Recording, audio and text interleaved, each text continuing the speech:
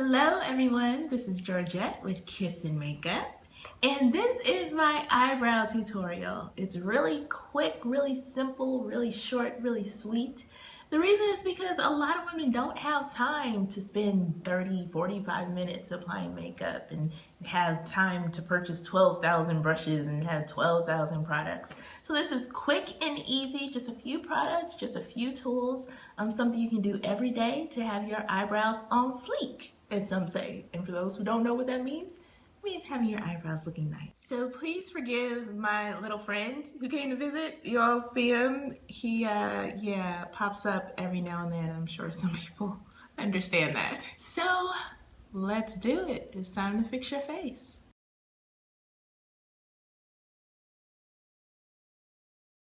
So in filling in your brows, even if you have sparse brows, you want to make sure to remove any hairs that you have that might affect the shape of your brows once they're filled in. So do you see those little fine hairs? I'm going to make sure that those are removed so that when I do my shape, it looks clean.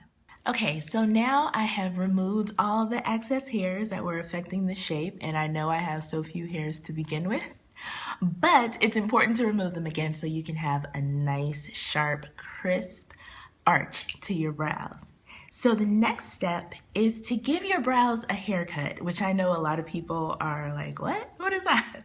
Some people have really curly eyebrow hairs or hairs that are too long that if they go down affect the shape of your brow or if they go up. So it's a good idea to cut your hairs so they're all the same length, so when you have your brows filled in, nothing affects the shape. So this is what you're going to do. You're going to take your eyebrow brush or comb and brush your hairs down or up. Mine go down. So just as a contrast, you see that's them brushed across. But again, if they start to act up, they curl down, and that's going to affect my shape. So I'm just going to brush them down and trim with cuticle scissors. Trim across like so, and brush them back.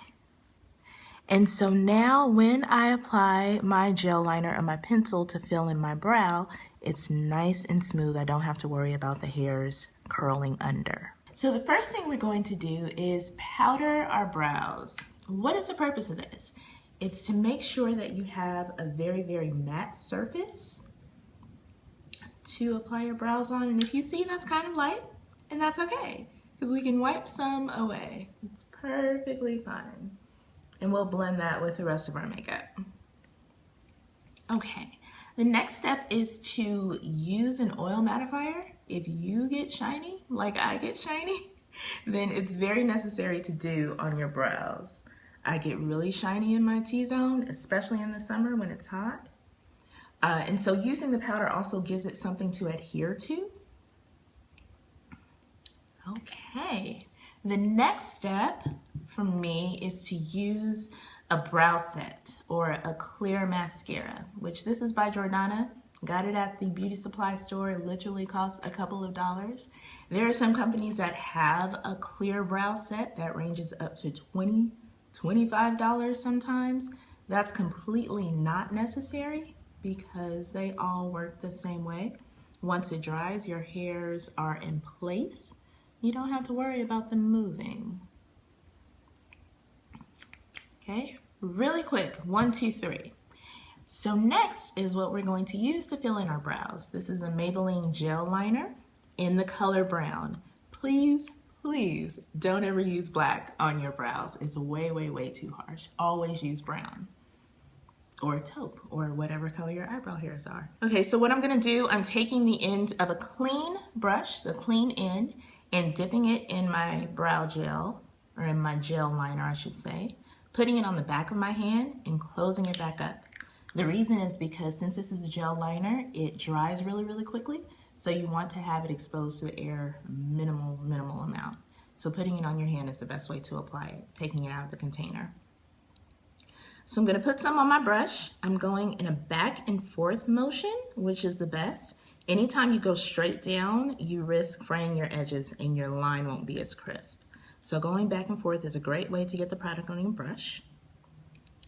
Then I'm going to go right under my brow and kind of create what my arch is going to be.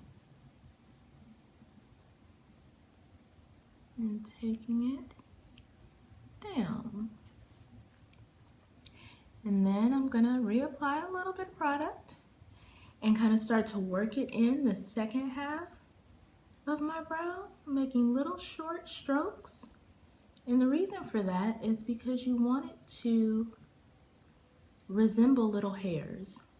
As I get closer to the front, I'm going to take it upwards, making sure to connect with the line that I made at the bottom to define the bottom of my brow. And just kind of going back over it. Now, two things. One, this takes lots of practice, lots and lots of practice. Two, even with a lot of practice, you may mess up, as I do pretty regularly. But fret not. I'm going to show you how to clean it up. I'm going to take a Q-tip that's dry, and while it's still wet, I'm just going to kind of line it to make sure that my point is exactly the way I want it to be. See? Simple. Easy. Going back through the front just to make sure that it's all blended and looks natural. You may see some spaces, and that's okay, because anything that's like completely filled in and colored looks filled in and colored. So if you have little spaces, you have spaces in between your hairs, so it's okay to have a little space even with it filled in. So that's one brow pretty much done. I'll be back when I do the other one. So now I have both brows filled in. They're not exactly identical, but that's fine because brows are sisters, not twins. So it's okay if they're a little off, just as long as you don't have one up here and one down here, you're fine. So I want to show you how to clean your brush once you're finished. I use the MAC brush cleanser. And I actually put it in a little spray bottle, which makes it easier to use. So I'm just gonna spray some on a cotton round. Spray, spray, spray. And just hold my bristles and just take it through to make sure that the product is cleaned off, like so. Make sure that my bristles are together, like so. And then for the end that I use to remove the product from the pod, I'm just going to use a baby wipe. And just wipe it off, make sure that it's clean. We always want to use clean tools when working on our face. And I actually keep a pack of baby wipes with me when I'm doing my makeup to clean my hands in between using things for all types of reasons. So baby wipes are great to use. And also, in addition to cleaning the end of the brush, I'm also gonna take the excess product off my hand. Kind of have to scrub it, which is a great thing about this gel liner. Once it's on your eyebrow, it's not moving through sweat, through heat, through water, anything. It's not moving until you actually remove it. So that's a great thing about using gel liner. But the technique that I use to fill in my brows, you can use with a pencil as well. My favorite pencil is Stud by MAC because it's not really wax-based, so it doesn't have that oily look that you sometimes get with pencils. So those are my tips for the week. Thank you so much. See you next time. Fix your life. Fix your life. Fix your life. Fix your life. Fix your face. That could be my new thing. Fix your face.